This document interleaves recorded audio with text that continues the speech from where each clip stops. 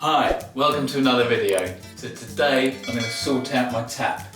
As you can see, it's just trickling out. A couple of possibilities. It might be just the washer, it might have come unattached, or actually it does need to be replaced. So let's find out.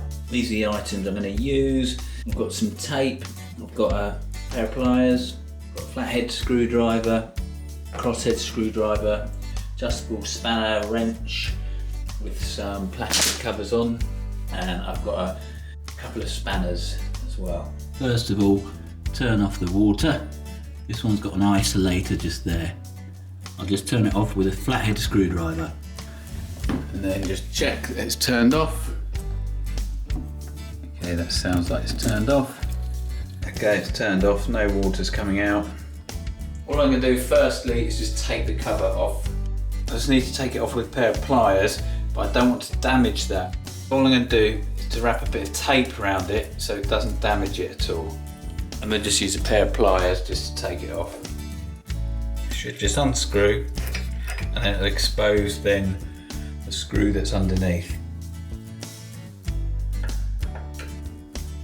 It should just unscrew, but the crosshead screw is really worn down. So let's see if I can loosen the nut to get that off.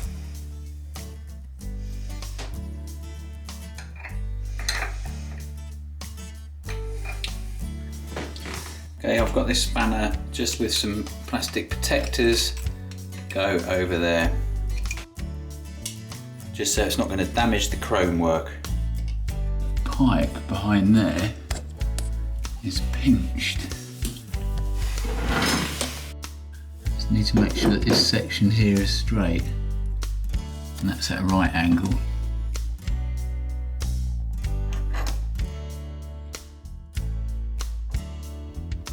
That's now straight. Make sure it's all tight. Okay, this is now working. The reason it was not flowing properly was because the whole tap had moved and it was causing the pipe here was pinched and it wasn't flowing easily. So I just straightened it all up, made sure there's no kinks in any of the pipe work. And it's now working. So I'll just put it all back together and give it a good clean up.